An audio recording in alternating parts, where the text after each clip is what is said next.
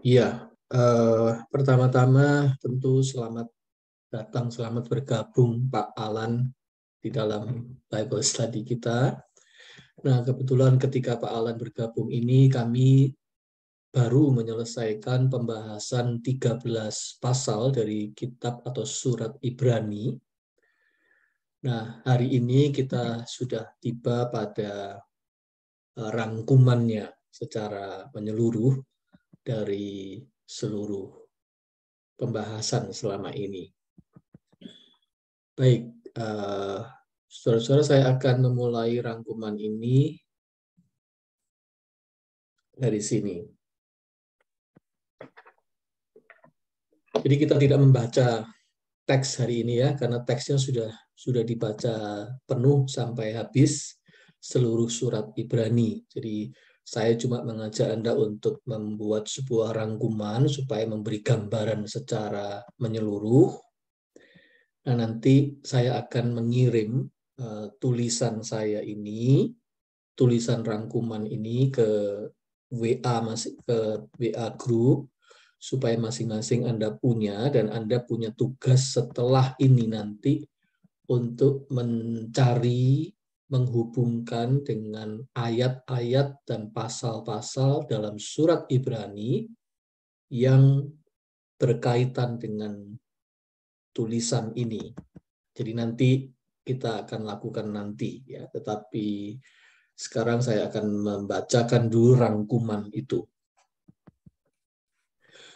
Nah, surat Ibrani itu merupakan sebuah tanggapan atau jawaban terhadap keraguan, terhadap serangan, terhadap bahkan penghinaan terhadap iman Kristen pada waktu itu, terutama oleh pihak penganut agama Yahudi yang resmi, yang waktu itu sengaja mengucilkan orang-orang Yahudi yang menjadi Kristen. Nah, apalagi serangan itu membuat ada di kalangan umat Kristen yang berpaling kembali kepada agamanya yang lama, yaitu agama Yahudi, yang dalam bahasa surat Ibrani disebut sebagai murtad itu. Jadi ada yang sampai murtad karena tidak tahan pada serangan itu. Nah, penulis surat Ibrani ini punya concern yang mendalam terhadap kenyataan ini, terhadap serangan terhadap iman Kristen yang bahkan dampaknya bisa membuat sebagian dari kalangan orang-orang Kristen menjadi murtad. Concern inilah yang melatar belakangi penulisan surat Ibrani. Pertanyaannya, dalam hal apa kekristenan waktu itu diserbu atau diserang? Jawabannya adalah kekristenan itu mempercayai Yesus yang dianggap mati secara terhina.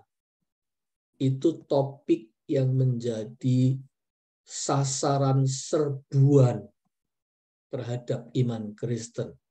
Karena iman Kristen itu percaya kepada Yesus, padahal Yesus itu matinya secara terhina, menjalani eksekusi Romawi, yaitu disalibkan.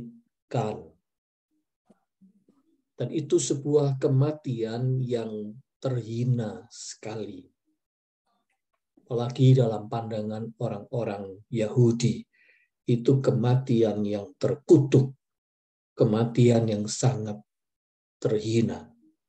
Nah, kepercayaan kepada Yesus yang mati secara terhina itulah yang membuat iman Kristen dihina.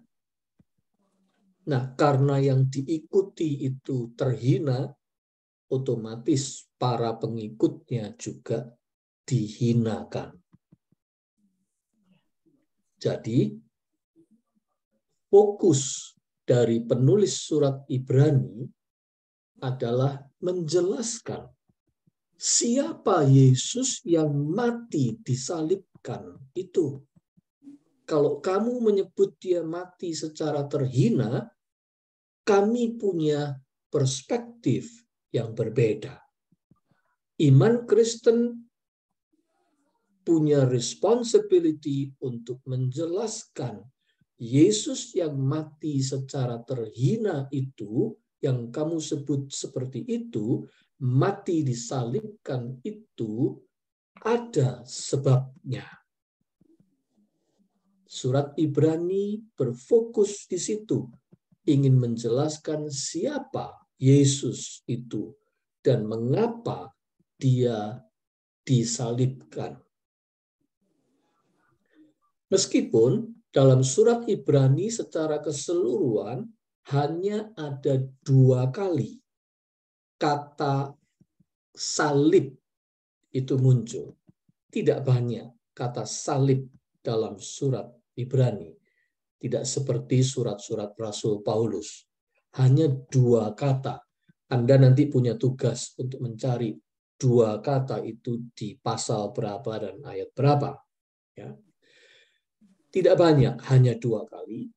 Tetapi sebenarnya salib Yesus itu menjadi bayangan samar-samar yang melatar belakangi seluruh uraian dalam surat Ibrani. Kata salib tidak ada, tetapi salib itu menjadi bayangan samar-samar yang ada dalam seluruh pembahasan surat Ibrani. Karena penulis surat Ibrani mau menjelaskan mengapa Yesus itu mati disalibkan. Nah, secara cerdas penulis surat Ibrani menjelaskan dengan pendekatan yang istimewa. Jadi waktu itu iman Kristen dihinakan. Ini bukan sesuatu yang terjadi cuma 1 kali dalam sejarah, saudara-saudara. Bahkan di Indonesia beberapa waktu yang lalu, belum terlalu lama, hangat topik bahwa salib itu dihinakan ya oleh beberapa kelompok dari orang-orang radikal Islam di Indonesia yang sengaja mengangkat kembali topik bahwa Yesus yang disalibkan itu terhina, ya, dan itu menjadi topik. Tetapi tentu saja isu itu tidak kuat sama sekali, karena orang Kristen sudah berabad-abad hidup dengan pemahaman bahwa salib itu mulia. Salib itu bukan sebuah kehinaan. Jadi kalau iman orang Kristen yang imannya dangkal-dangkal, cetek-cetek istilahnya, ya akan terganggu. Tetapi kalau orang Kristen yang imannya dalam, tidak akan terganggu sekali dengan isu tentang salib itu terhina. Karena kita sudah biasa, ya, kita sudah biasa dengan nyanyian kepala yang berdarah diejek dicela. Tapi selanjutnya kita tahu, ya, salib itu mulia, mulia dan mulia. Istilahnya isu itu nggak mempan, gitu, ya. Tetapi isu itu bukan isu baru. Itu sudah isu lama. Nah, kalau sekarang nggak mempan, dulu pada zaman iman Kristen masih baru mulai hidup muncul, tentu saja itu isu yang kuat sekali. Karena apa? Karena itu muncul di kalangan masyarakat Yahudi. Which is masyarakat Yahudi memang memahami kematian di salib itu kematian yang terkutuk, dan itu menggoncangkan kalau mereka tidak mendapat penjelasan yang baik. Oke, saya kembali sekarang. Secara cerdas, penulis surat Ibrani menjelaskan siapa Yesus dengan menggunakan lensa sistem ibadah di dalam agama Yahudi sendiri. Dia dengan cerdas menjelaskan Yesus bukan dengan pandangan dari luar, tapi justru dia masuk memakai lensa dari sistem agama Yahudi sendiri, terutama sistem ibadah, kurban di dalamnya. Kurban pendamaian, kurban penghapusan dosa yang memang sudah berakar dalam agama Yahudi. Dan tokoh sentral yang diangkat oleh penulis surat Ibrani adalah sosok seorang imam besar. Imam besar yang mempersembahkan darah anak domba tak bercela di atas mezbah ruang maha kudus dari tabernakel kemah suci atau dari bait Allah, Kenisa. Dia memaknai salib Yesus dari perspektif ini. Sistem ibadah, imam besar mempersembahkan darah anak domba yang tak bercela di dalam ruang maha kudus untuk memperoleh pendamaian antara umat dengan Allah. Nah, tetapi dia harus menyelesaikan satu isu dulu. Pertanyaannya, bagaimana Yesus bisa menjadi imam besar kalau dia bukan keturunan suku Lewi atau keturunan Harun? Yesus itu semua orang tahu dia keturunan dari suku Yehuda. Kalau Yesus disebut raja, itu masih masuk di akal buat orang Yahudi, karena dia itu dari garis keturunan Yehuda, Daud. Tetapi kalau Yesus menjadi imam besar, itu menyimpang, itu nyeleneh, ya, itu sama sekali menyimpang, karena Yesus itu bukan keturunan suku Lewi, apalagi keturunan Harun. Nah, isu ini harus dia jawab. Nah, jawaban penulis surat Ibrani adalah sebab keimaman Yesus bukan berasal dari sistem peraturan keimaman Harun. Yesus itu keimamannya berasal dari atas, dari Allah sendiri, bukan berdasarkan imamat Harun. Imamat Yesus berlandaskan keimaman dalam aturan Melkisedek, tokoh yang sudah ada jauh sebelum hukum Taurat ada, jauh sebelum Musa ada pada zaman bapak leluhur Abraham. Jadi, meskipun tidak berdasarkan peraturan Harun, imamat Harun, tidak berarti keimaman Yesus tidak biblical. Itu maksud penulis surat Ibrani. Keimaman Yesus itu tetap skriptural, biblical, karena dilandaskan pada imamat sosok yang sangat misterius dalam perjanjian lama, yaitu Melkisedek. Itu sebabnya pasal tentang Melkisedek cukup panjang dalam surat Ibrani.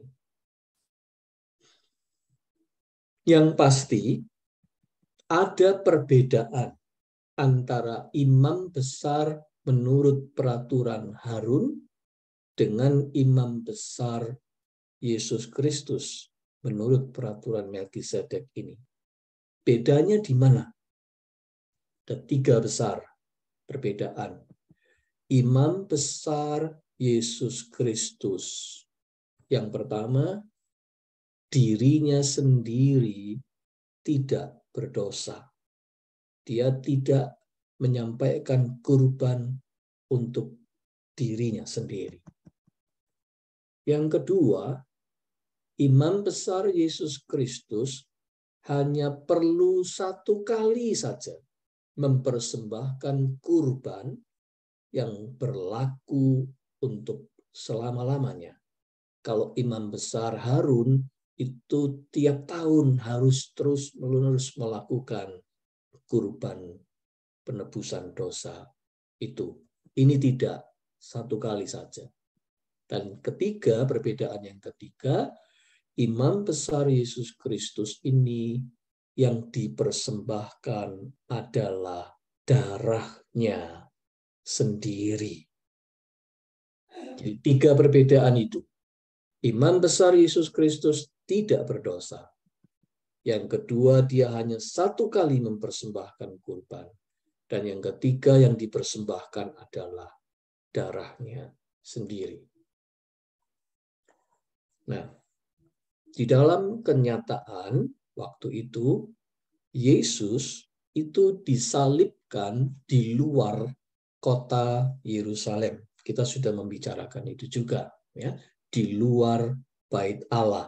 Dia digiring menuju keluar kota di sebuah tempat yang bernama Tengkorak Golgota, sebuah bukit yang bernama Golgota. Dan itu adalah gambaran menurut penulis surat Ibrani dari anak domba yang bagian tubuh lainnya dibakar di luar kemah suci. Dihancurkan Yesus itu di kayu salib. Tubuhnya dihancurkan di kayu salib di luar kota Yerusalem, di luar bait Allah. Itu adalah gambaran dari anak domba yang tubuhnya dibakar hancur di luar kota Yerusalem, sementara darahnya itulah yang dipersembahkan di atas mezbah kurban. Yesus pun sama, tubuhnya dihancurkan di luar kota Yerusalem, di Bukit Tengkorak, disalibkan hingga mati. Darahnya yang mengalir itu dipersembahkan di altar kekudusan Allah untuk keampunan dosa seluruh umat manusia. Jadi dalam arti ini, Yesus itu adalah imam besar sekaligus merangkap hewan kurbannya. Darahnya itu yang dipersembahkan. Itu sebabnya dia juga disebut anak domba Allah di dalam banyak tulisan dalam Perjanjian Baru. Tapi penulis surat Ibrani ingin menyatukan di sini konsep peran rangkap dari Yesus, baik sebagai imam besar maupun sebagai hewan kurbannya sendiri. Nah, peran rangkap ini dilaksanakan oleh Yesus di dalam ketaatan dan kerendahan hati yang luar biasa. Peran sebagai imam besar sekaligus hewan kurban itu dilakukan dalam humility dan obedience yang luar biasa. Mengapa? Karena Yesus itu sesungguhnya adalah anak Allah. Itu yang ingin dideklar oleh penulis surat Ibrani. Dia anak Allah yang jauh lebih tinggi daripada Harun. Dia jauh lebih tinggi daripada Musa. Dia bahkan jauh lebih tinggi daripada malaikat-malaikat surgawi. Namanya jauh lebih indah dari semua nama yang pernah ada di surga. Dia adalah gambar dan wujud Allah sendiri. Itu pernyataan surat Ibrani yang sangat khas. Yesus itu gambar dan wujud Allah sendiri. Tetapi Yesus yang begitu tinggi itu untuk waktu yang singkat dibuat sedikit lebih rendah daripada malaikat. Untuk waktu yang singkat, katanya. Dibuat lebih rendah daripada malaikat, yaitu ketika dia menjalankan peran pendamaian dari dosa dengan jalan menjadi serupa dengan manusia, menderita dan mati disalibkan.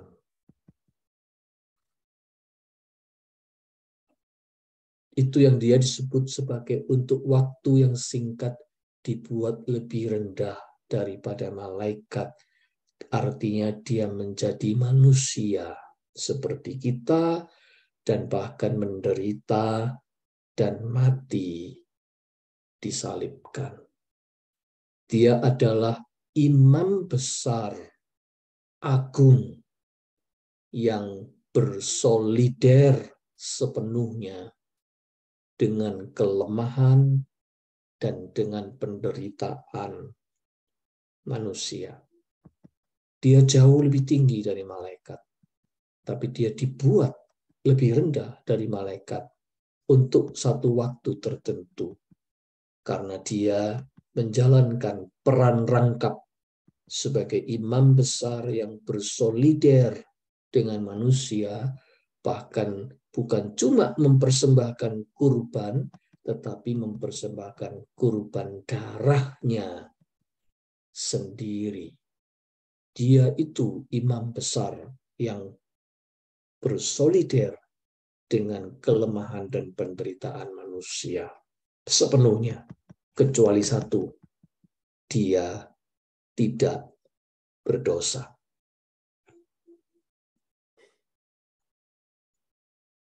Nah, peran pendamaian Yesus yang Yesus lakukan itu melalui penebusan dosa inilah merupakan penggenapan. Jadi peran pendamaian melalui penebusan dosa ini adalah penggenapan dari seluruh bayangan yang digambarkan dalam sistem ibadah perjanjian pertama atau perjanjian lama. Seluruh yang sudah digambarkan sebagai bayang-bayang dalam perjanjian lama digenapi sepenuhnya oleh peran rangkap Yesus Kristus itu. Sekaligus mengakhiri sistem yang lama itu dan mereplace-nya, menggantinya dengan sistem ibadah perjanjian yang kedua atau perjanjian baru. Disitulah penulis Ibrani memunculkan gagasan tentang perjanjian baru itu. Jadi begitu Yesus Kristus menggenapi tugasnya di kayu salib, maka seluruh bayang-bayang sudah menjadi kenyataan. Sehingga bayang-bayang itu sudah tidak diperlukan lagi. Seluruh sistem ibadah dalam perjanjian lama berakhir. Digantikan dengan sistem ibadah baru, yaitu dalam perjanjian yang kedua, perjanjian baru, yaitu yang berdasarkan iman kepada Yesus Kristus, Anak Allah yang mati disalibkan dan bangkit kembali itu.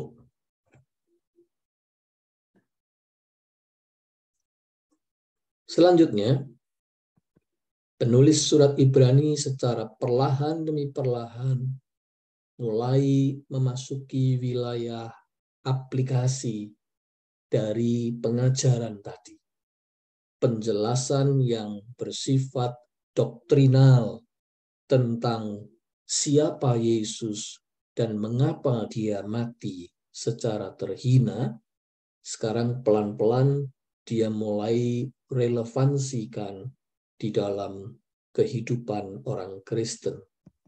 Beriman kepada Yesus itu menurut dia adalah jawaban bagi kerinduan hati manusia untuk berdamai dengan Allah.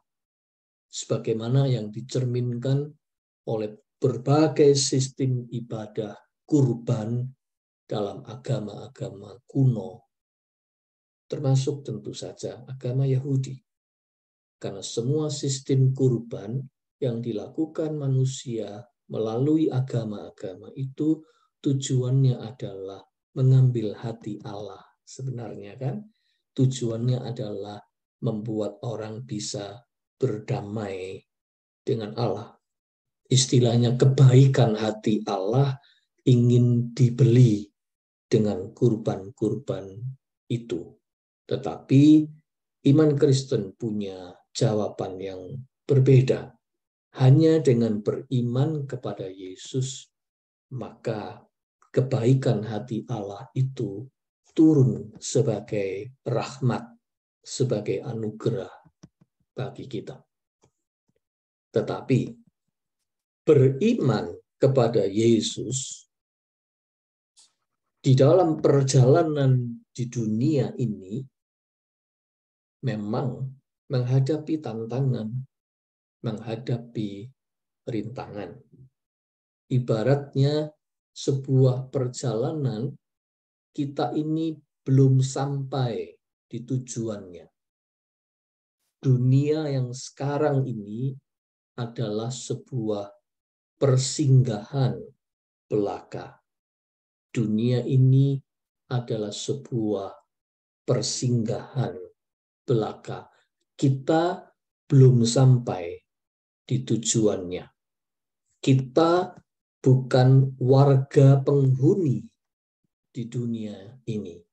Tidak heran ada penolakan di sana-sini terhadap iman Kristen.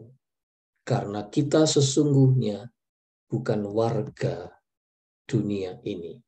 Kalau pakai nyanyian Kristen yang kuno yang kita kenal adalah "This world is not my home, I'm just a passing through." Dunia ini memang bukan rumahnya kita. Kita cuman orang yang berkelana, yang sedang merantau.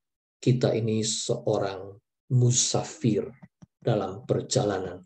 Tujuan perjalanan kita menurut surat Ibrani adalah the city of God. Kota Allah di masa depan.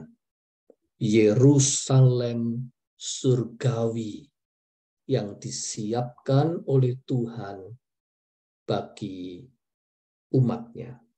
Namun, belum bisa kita lihat sekarang wujudnya.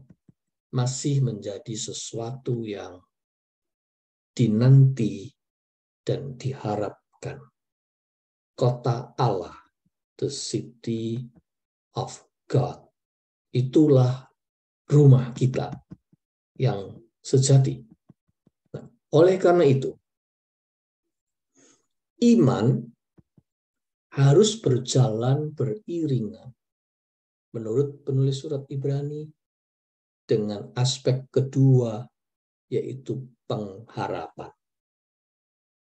Iman adalah dasar dari segala sesuatu yang kita harapkan dan bukti dari segala sesuatu yang tidak kita lihat. Itu statement yang penting sekali dalam surat Ibrani. Iman adalah hypostasis dalam bahasa Yunani-nya. Iman adalah title deed, bukti kepemilikan dari semua pengharapan kita. Pola substructure dari iman ini berlaku pada semua tokoh-tokoh iman yang diceritakan pada perjanjian pertama atau perjanjian lama. Oleh sebab itu, penulis surat Ibrani membuat list daftar tentang tokoh-tokoh iman itu yang semuanya mempunyai konsep iman yang sama, yaitu iman adalah substructure. Iman itu adalah bukti kepemilikan dari yang belum dilihat sekarang. Semua tokoh-tokoh itu juga menantikan keselamatan di masa mendatang yang datang secara penuh di dalam Yesus Kristus, bahkan ikut menantikan the city of God itu. Malahan, tongkat estafet dari pertandingan iman, tokoh-tokoh iman itu masih harus dilanjutkan oleh orang-orang beriman di zaman perjanjian baru ini. Jadi kita di zaman perjanjian baru ini menerima tongkat estafet dari tokoh-tokoh perjanjian lama untuk melanjutkan perlombaan iman ini menuju ke City of God itu. Itu yang digambarkan oleh penulis surat Ibrani. Oleh sebab itu dia juga mengatakan bahwa iman dari tokoh-tokoh perjanjian lama itu tidak akan sempurna kalau kita tidak ada. Kalau kita tidak melanjutkannya. Mereka sudah lari lebih dulu. Dan mereka sekarang menyerahkan tongkat estafet itu kepada kita, orang-orang Kristen zaman perjanjian baru, supaya kita melanjutkan berlari sampai finish. Itu gambaran yang diberikan oleh penulis surat Ibrani untuk mengkonekkan antara perjanjian lama dengan perjanjian baru, antara umat perjanjian lama dengan umat perjanjian baru. Yang koneksinya memang adalah pada iman. Nah, tentu saja iman yang melihat jauh ke depan, yang tidak dilihat sekarang, itu membutuhkan yang namanya pengharapan tadi. Nah, iman yang melekat jadi satu dengan pengharapan ini adalah iman yang menang dalam pengertian surat Ibrani. The triumphant faith. Termasuk menjadi senjata untuk mengalahkan godaan berpaling dari Yesus alias murtad. Jadi penulis surat Ibrani memberikan gambaran betapa iman itu powerful. Iman itu adalah iman yang menang, termasuk menang dari godaan untuk berpaling dari Yesus. Kemurtatan sungguh bukan sebuah kemungkinan bagi iman Kristen. It's a no-no bagi penulis surat Ibrani. Bukan menjadi pengikut Yesus itu yang membuat kita terhina. Justru sebaliknya. Kalau kita murtad, itulah yang justru kita menghinakan diri sendiri. Bukan pihak lain yang menghinakan Kristus yang tersalib itu, melainkan orang Kristen yang murtad.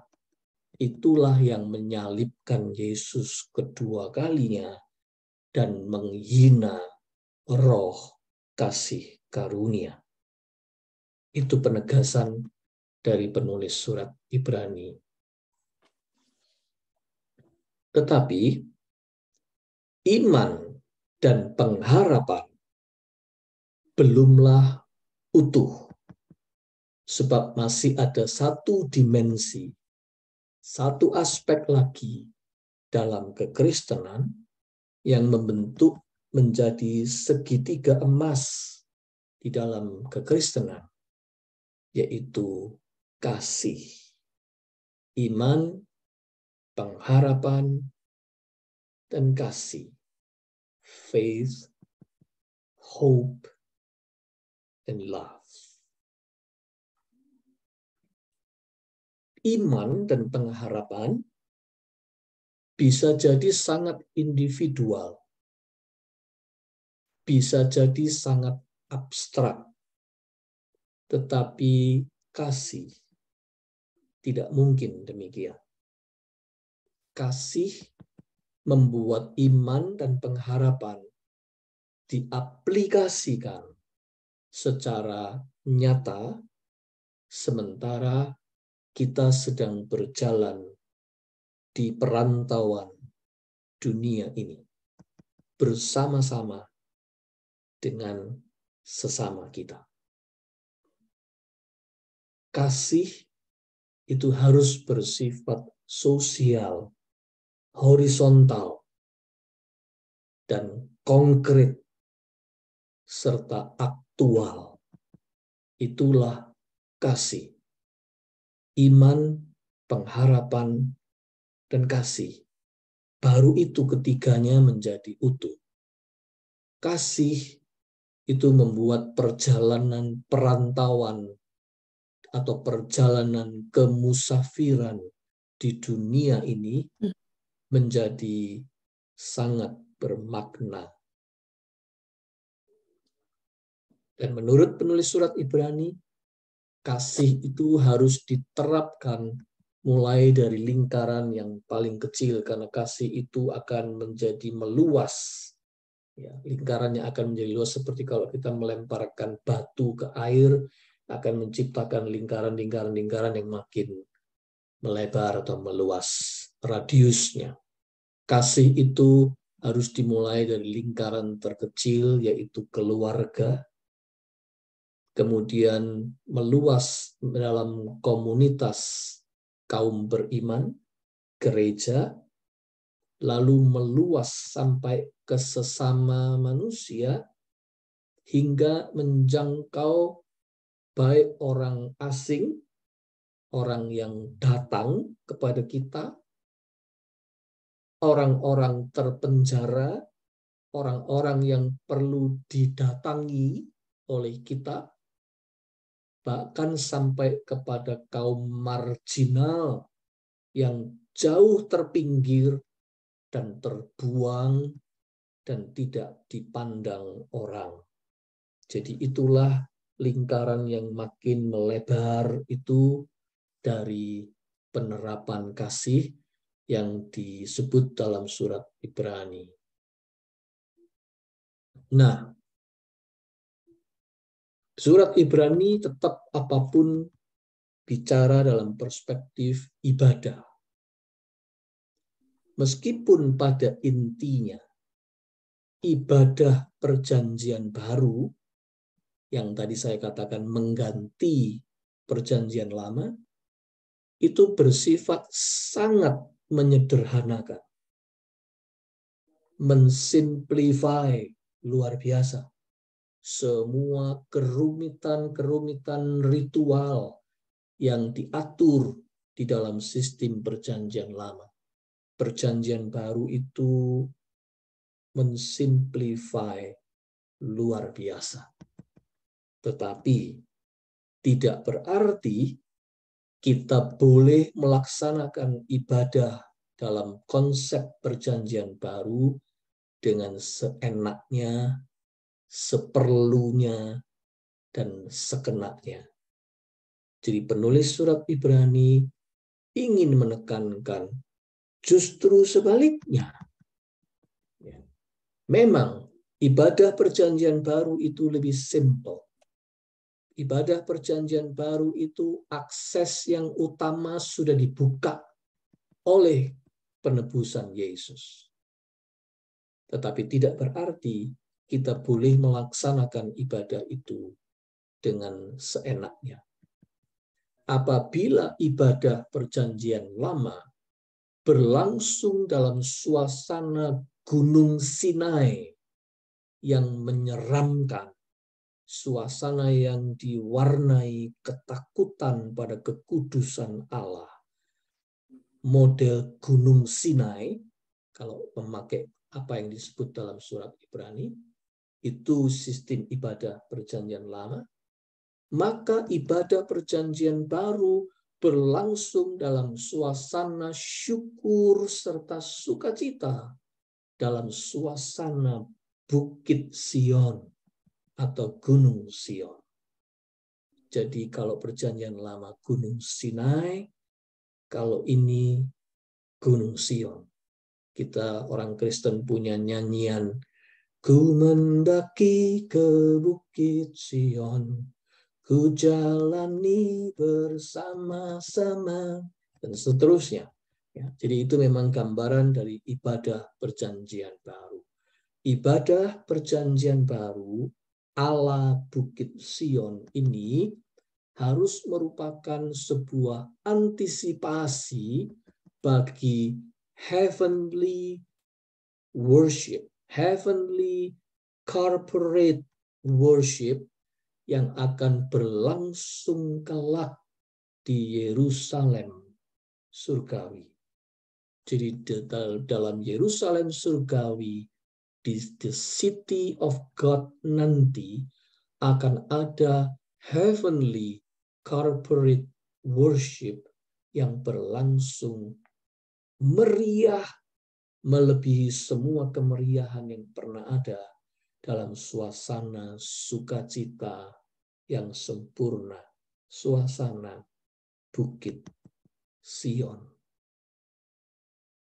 Nah, ibadah perjanjian baru harus menjadi antisipasi atas ibadah yang heavenly itu.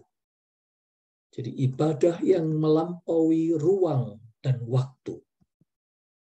Ibadah yang melibatkan jemaat Kristen di segala abad dan tempat. Bahkan melibatkan malaikat surgawi. Itu sebabnya saya katakan dulu, dalam ibadah Kristen yang sekarang itu, kita mesti punya penghayatan seperti itu. Ini ibadah yang melampaui dimensi ruang dan waktu. Itu sebabnya ada pengakuan iman rasuli misalnya, yang diucapkan bersama-sama dengan gereja di seluruh abad dan tempat. Ini beyond space and time. Bahkan ketika kita menyanyi, memuji Tuhan, itu malaikat surgawi secara unseen, invisible, hadir bersama kita dan menyanyikan puji-pujian itu bersama dengan kita. Sebagaimana yang sering muncul dalam arsitektur gereja-gereja kuno, di dalam gereja abad pertengahan, yang suka memberikan arsitektur di atas itu adalah gambar-gambar mosaik dari malaikat-malaikat yang sedang menyanyikan kidung surgawi bersama dengan jemaat yang beribadah di gereja itu. Itu pengertian surat Ibrani tentang ibadah perjanjian baru, ibadah ala Bukit Sion. Sebuah ibadah syukur. Jadi senternya ibadah perjanjian baru itu adalah syukur. Karena kita itu menerima grace, maka kita menyambut grace itu dengan grateful. Itulah artinya ibadah perjanjian baru yang bersyukur atas keselamatan melalui kurban Yesus di kayu salib. Malahan tidak berhenti sampai di situ. Ibadah itu wajib diteruskan secara praktikal menjadi doksologi, pemuliaan melalui ucapan bibir dalam hidup sehari-hari dan melalui kurban syukur berupa bantuan-bantuan cinta kasih dan pelayanan kemanusiaan kepada sesama yang membutuhkan. Jadi penulis surat Ibrani memberi isi yang baru pada ibadah kurban perjanjian lama, diisi baru dengan ibadah syukur dalam tindakan-tindakan kasih dan pelayanan kemanusiaan. Itu yang kita dapat dari semua gambaran penjelasan penulis surat Ibrani dalam 13 pasal itu. Meskipun tidak jelas siapa penulis surat Ibrani ini, tetapi surat Ibrani adalah sebuah risalah notulen istilahnya dari pengajaran yang utuh, yang berbobot dan amat berharga tentang Christianity. Jadi sebenarnya penulis surat Ibrani ini sedang memberikan tanpa sengaja, memberikan kepada kita katekisasi istilahnya, ya, pengajaran tentang iman Kristen yang sangat utuh, berbobot, dan sangat berharga yang kita warisi sampai sekarang. Tapi tentu saja barulah panoramanya tersingkap, keindahannya terungkap dari seluruh pengajaran dan tulisannya ini apabila kita mendalami atau mempelajarinya dalam Bible study seperti ini. Kalau Anda cuma membacanya begitu saja, kita akan mengalami banyak kesulitan karena surat Ibrani termasuk sastranya tinggi, bahasa Yunaninya bahasa Yunani tinggi, dan diterjemahkan ke dalam bahasa-bahasa lain termasuk bahasa Indonesia yang kita punya, ya yang sekarang ada di Alkitab kita itu. Kalau kita baca secara apa adanya begitu saja, tidak dengan mudah, itu bisa kita lihat panorama yang menyeluruh dari pengajarannya itu. Itu sebabnya saya mengambil waktu untuk membuat summary atau ringkasan supaya kita bisa melihat secara menyeluruh penjelasan PA ini, yang mana kita punya 18 kali pertemuan untuk itu, dan ini adalah pertemuan yang ke-19, pertemuan tentang summary-nya. Ya, Tuhan memberkati kita semua. Baik, saudara.